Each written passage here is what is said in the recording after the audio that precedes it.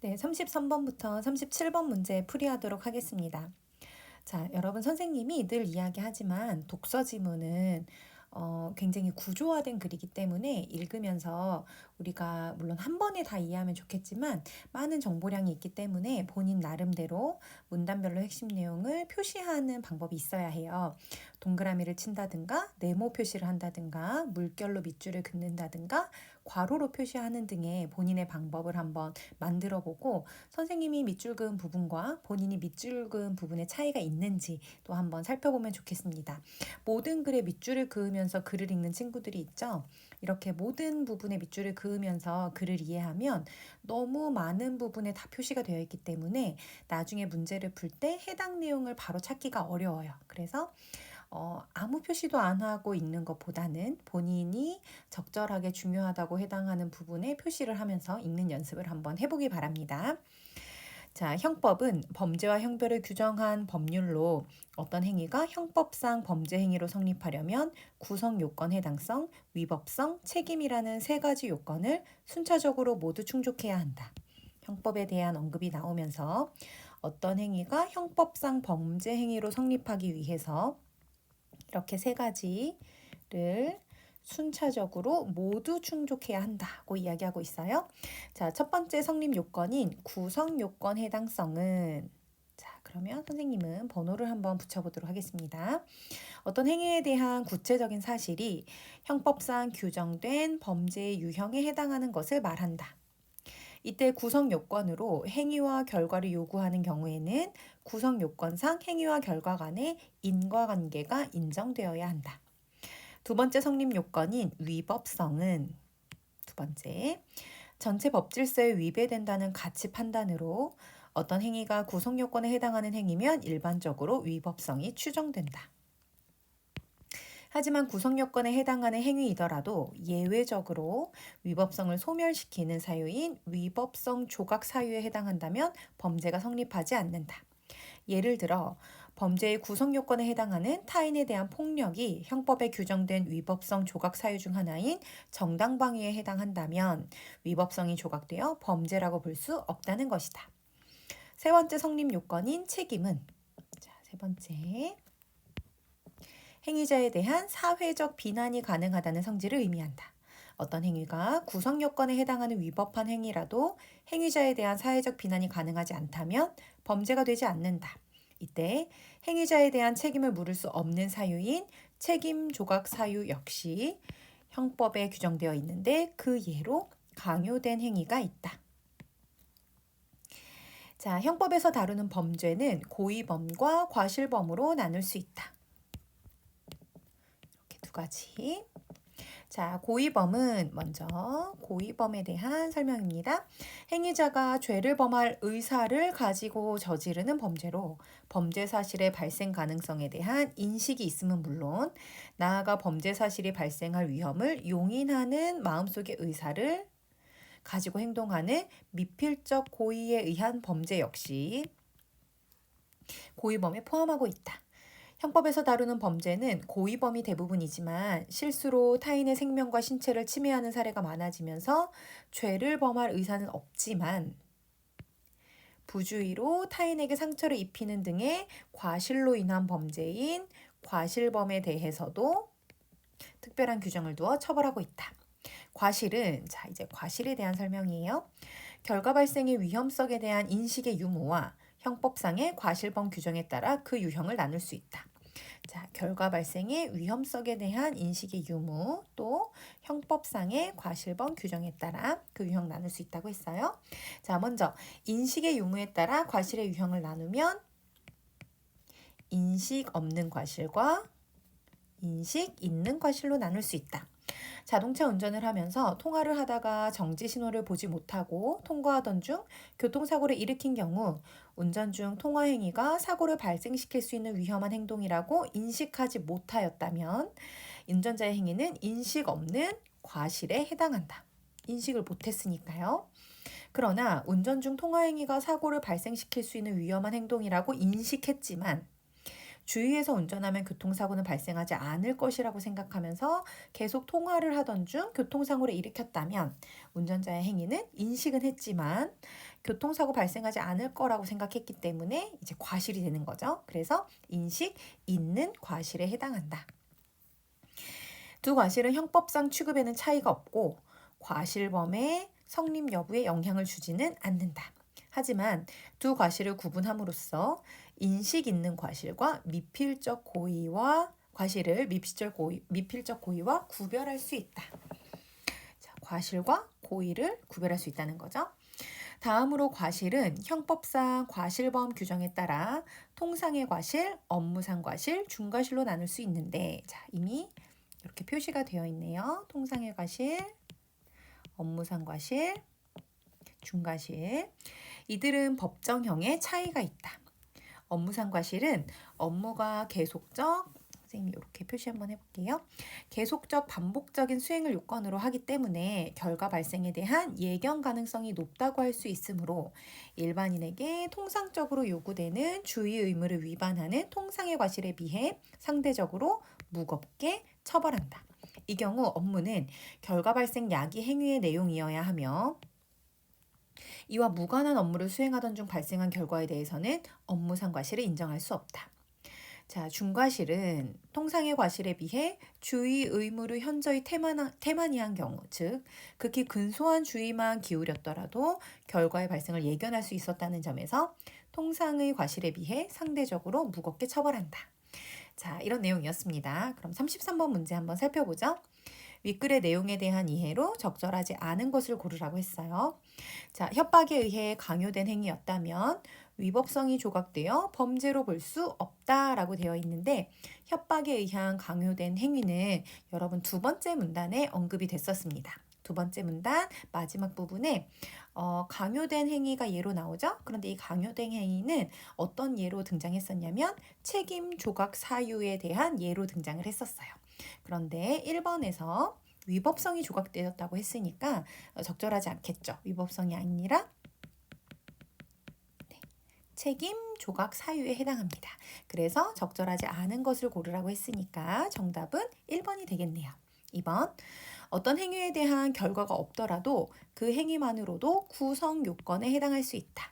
자, 우리 구성 요건에 해당하는 내용은 두 번째 문단에 있었는데 두 번째 문단 첫 번째 줄에 보면 구성 요건 해당성은 어떤 행위에 대해서 그 내용이 형법상 규정되어야 된다라고 나오죠. 그러니까 구성요건 해당성은 어떤 행위에 해당하는 내용이에요. 그런데 그 밑에 줄에 보면 행위와 결과를 요구하는 경우에는 인과관계가 인정되어야 한다고 했기 때문에 행위와 결과를 요구하는 경우도 있고 단순히 행위만 해당하는 경우도 있겠죠. 그래서 두 번째, 어떤 행위에 대한 결과가 없더라도 그 행위만으로 구성 요건에 해당할 수 있겠습니다.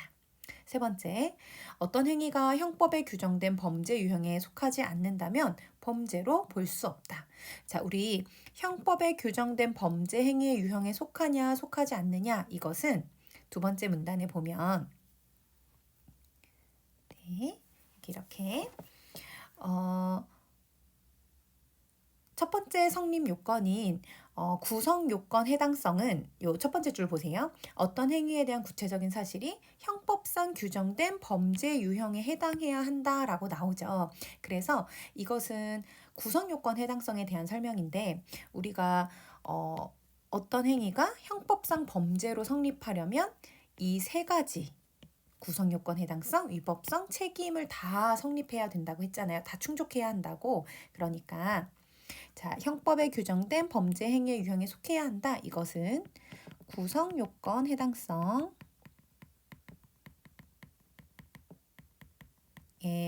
해당하고 당연히 여기에 속하지 않으면 범죄로 볼 수가 없겠죠. 이 세 가지가 다 충족되어야 하기 때문에 4번 어떤 행위가 형법상 범죄로 성립하기 위해서는 범죄 성립의 세 가지 요건을 순차적으로 모두 충족해야 된다. 우리 첫 번째 문단 마지막 줄에 나왔습니다. 세 가지 요건을 순차적으로 충족해야 한다. 자, 마지막 범죄의 구성 요건으로 행위와 결과를 요구하는 경우 구성 요건상 행위와 결과는 인과관계가 인정되어야 한다. 자, 구성 요건으로 행위와 결과를 요구하는 경우 여기 있었죠? 두 번째 문단에 인과관계가 인정되어야 합니다. 그래서 5번도 적절하겠네요. 자, 34번에 가의 이유를 추론한 내용으로 가장 적절한 것을 고르라고 했습니다. 자, 여러분 가를 보면 여기 네 번째 문단인데요. 노란색으로 한번 표시해 볼게요. 자, 두 과실을 구분함으로써 인식 있는 과실과 미필적 고의를 구별할 수 있다고 했어요. 그러면 이 문제는 과실과 고의를 구별할 수 있다.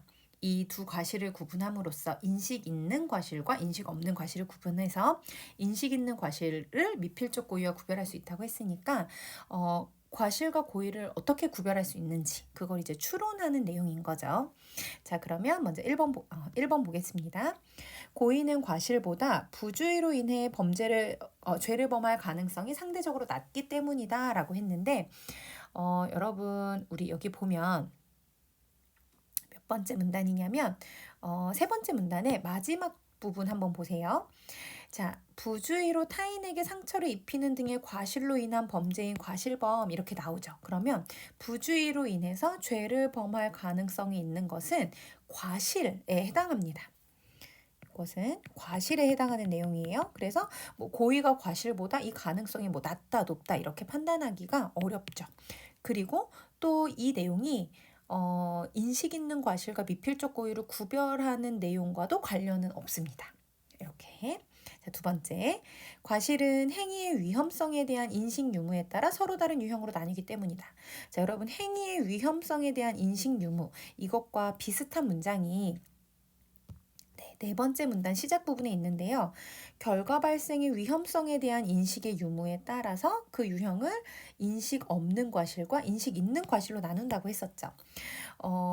언급한 부분을 보면 행위의 위험성이라고 했으니까 이것을 결과 발생의 위험성과 같은 문장으로 볼 것인가 또 좀 문제가 있고요. 이것 자체가 과실과 고의를 구분하는 기준도 될 수 없습니다. 네, 그래서 2번도 적절하지 않겠죠. 세 번째, 결과 발생의 위험성에 대한 인식 유무가 고의와 과실을 나누는 중요한 기준이기 때문이다.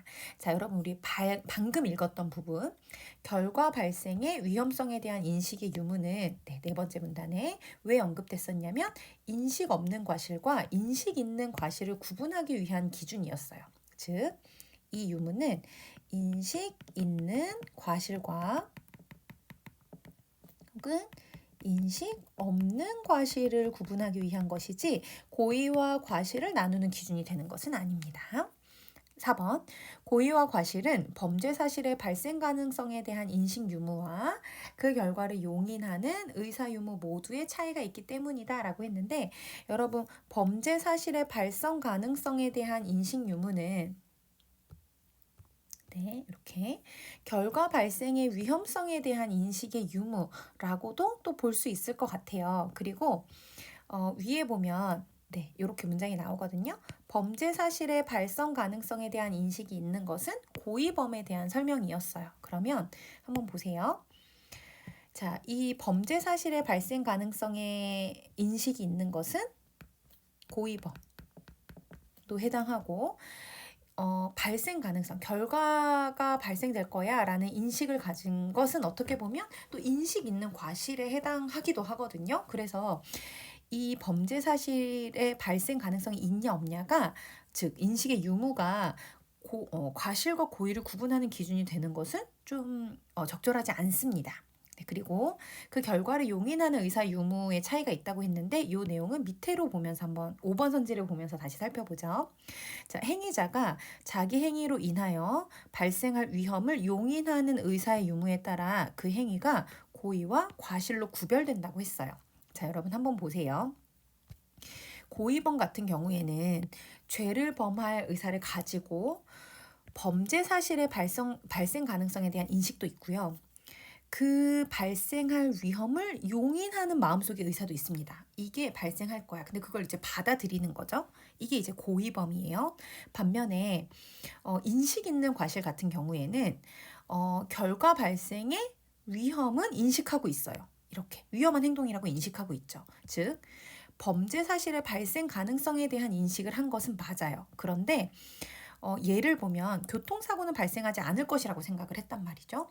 그런데 미필적 고의에서는 발생할 위험을 마음속에 품고 있는 거예요. 그럼 여기에서 차이가 있는 거겠죠. 미필적 고의는 발생할 위험을 용인해 받아들입니다. 반면에 인식 있는 과실은 그거는 받아들이지 않았어요. 그런데 발생을 한 거죠. 그러니까 과실이 되는 거고. 그래서 5번에 발생할 위험을 용인하는 의사의 유무에 따라서 그 의사가 있었으면 고의, 그것이 없었으면 과실로 구별하기 때문이다. 그래서 5번 선지가 적절한 대답이 되겠습니다.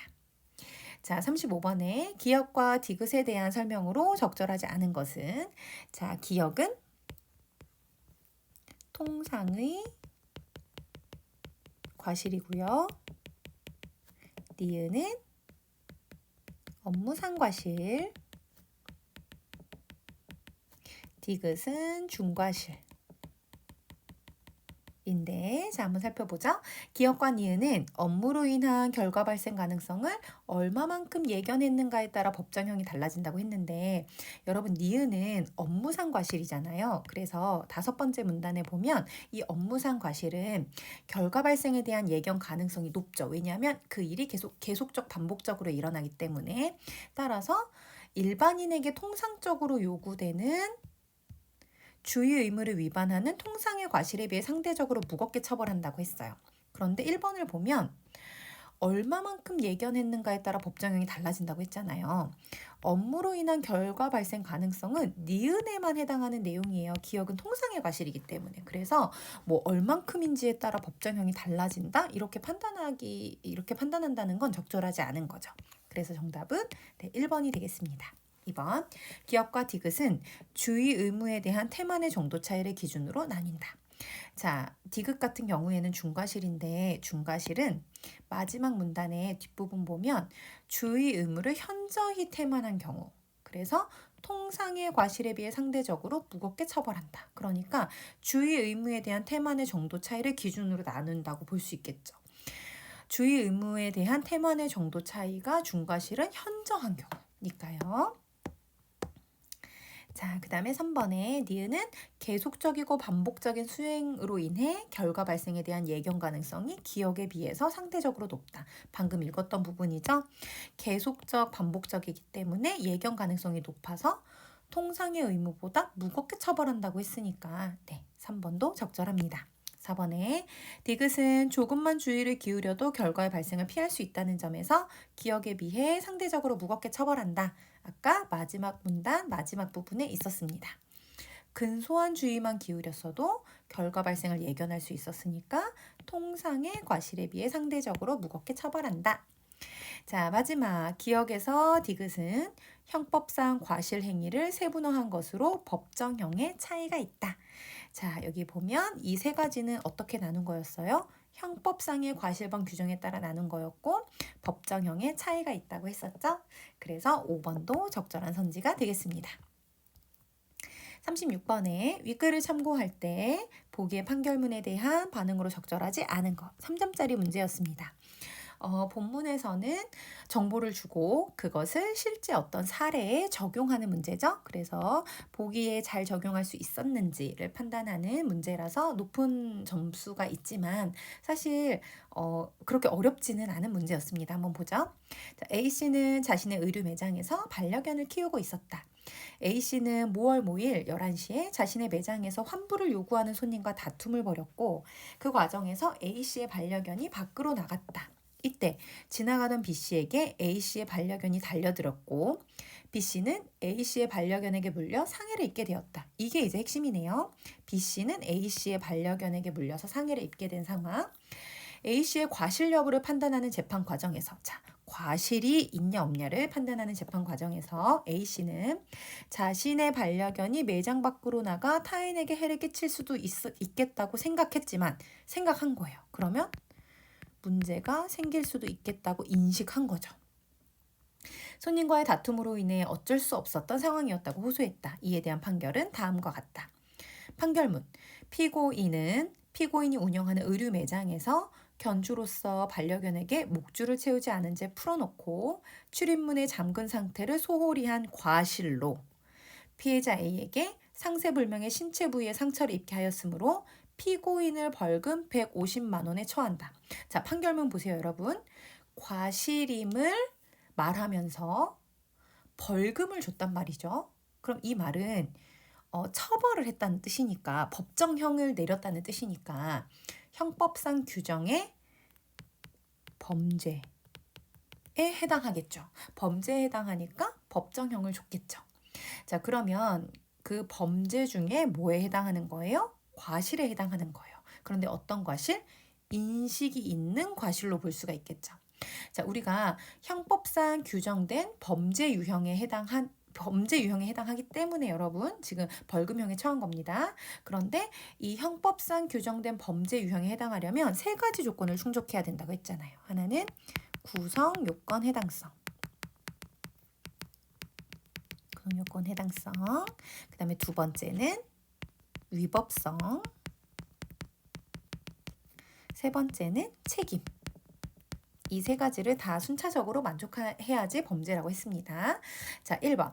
A씨가 반려견에 대한 관리를 소홀히 한 사실에 대해 A씨에 대한 사회적 비난이 가능하다고 판단한 것이겠군. 자, 여러분, 사회적 비난은 뭐 어떤 세 가지 조건에 해당하냐면, 네, 여기 두 번째 문단에 보면 선생님이 이렇게 표시 한번 해보겠습니다. 자, 사회적 비난이 가능하다. 이것은 책임에 해당하는 내용이었죠. 그래서 이 A 선지는 책임에 대한 내용이고 책임에 대한 요건에 해당했기 때문에 범죄가 된 거겠죠. 그래서 1번은 적절합니다. 2번, A씨가 반려견에 대한 관리를 소홀히 하면 타인에게 해를 끼칠 수 있다고 인식한 점은 과실범의 성립 여부에 영향을 미쳤겠군. 자, 지금 본인이 위험할 수 있겠다고 인식을 했어요. 그런데 여러분, 우리 인식 있는 과실과 인식 없는 과실에 대한 설명에서 네 번째 문단에 이 인식을 했는지 안 했는지는 과실범의 성립 여부에 영향을 주지 않는다고 했어요. 이 두 과실은. 그래서 2번 선지는 영향을 미쳤다고 볼 수가 없습니다. 그래서 정답은 네, 2번이 되는 거죠. 이렇게. 자, 세 번째. A씨가 손님과의 다툼으로 반려견에 대한 관리를 소홀히 할 수밖에 없었다고 주장하는 부분에 대해 책임 조각 사유로 인정하지 않았겠군. 관리를 소홀히 할 수밖에 없었다. 그러니까 나는 어쩔 수 없었다라고 주장은 했으나 결과적으로는 어떻게 됐죠? 결과적으로는 벌금형을 받은 거잖아요. 그러면 책임 조각 사유로 인정을 안 했으니까 벌금을 받은 거겠죠. 인정했으면 책임이 조각이 돼서 법이 인정될 수 없었겠죠. 자, A씨가 반려견에 대한 관리를 소홀히 하였고 그로 인해 B씨가 상해를 입게 된 점을 형법상 규정된 범죄 유형에 해당한다고 판단했으니까 벌금을 부여한 거죠. 자, 5번. A씨가 반려견에 대한 관리 소홀로 타인을 다치게 하여 벌금형을 받은 점은 구성요건에 해당하는 행위에 위법성이 있다고 판단한 것이겠군. 그렇죠, 여러분? 구성요건 해당성과 위법성을 다 충족했기 때문에 여기에 책임까지 범죄 유형에 해당한다고 볼 수 있었겠습니다. 자, 마지막 문제. A와 문맥상 가장 가까운 것은 A는 여러분 네 번째 문단에 있는데요. 선생님 노란색으로 표시해 볼게요. 자, 일으킨입니다. 문장을 보면 정지 신호를 보지 못하고 통과하던 중 교통사고를 일으킨 경우 어떤 일이 벌어진 경우 이렇게 해당할 수 있겠죠. 자, 이때 일으킨의 사전상 의미는 어떤 사태나 일을 벌이거나 터뜨리다. 이런 뜻입니다. 그래서 교통사고를 일으킨 경우, 교통사고라는 일을 벌인 경우, 이런 일을 뭔가 만든 경우 이렇게 볼 수가 있겠네요. 자, 그럼 여러분 우리가 이 의미와 가장 유사한 것을 고를 때 일단 여러분은 그렇게 하지 않나요? 선생님은 이건 절대 아니야 라고 하는 것부터 먼저 넘어가는데 아마 여러분도 3번을 먼저 아니라고 생각하지 않았을까 싶어요. 3번은 그는 넘어지자마자 재빨리 몸을 일으켰다. 이것은 몸을 일어나게 하다. 서게 하다 뭐 이런 뜻이겠죠. 3번은 아닐 거고. 자, 그 다음에 아마 5번도 아닐 거라고 생각했을 것 같아요. 5번은 우리는 무너진 집안을 일으키다. 여기에서 일으키다라는 건 무너진 집안을 뭔가 이렇게 흥성하게 만들다 이런 뜻이에요. 그래서 뜻은 무엇을 시작하거나 흥성하게 만드는. 네, 이런 뜻입니다. 그리고 2번과 4번을 보면 먼지를 일으키다. 먼지가 막 발생되게. 그 다음에 바람을 일으키다. 바람이 만들어지게 이런 뜻이겠죠. 그래서 2번과 4번은 여러분 뜻이 동일한데요. 어떤 뜻이냐면 어떤 물리적이거나 자연적 현상을 만들어내는 겁니다. 먼지를 만들어내거나 바람을 만들어내는 거죠. 정답은 1번인데요. 자, 한번 볼까요? 동생이 학교에서 말썽을 일으켰다. 어떤 사태가 벌어지게 했다. 라는 뜻으로 A와 가장 유사한 문맥상의 의미로 볼 수 있겠습니다.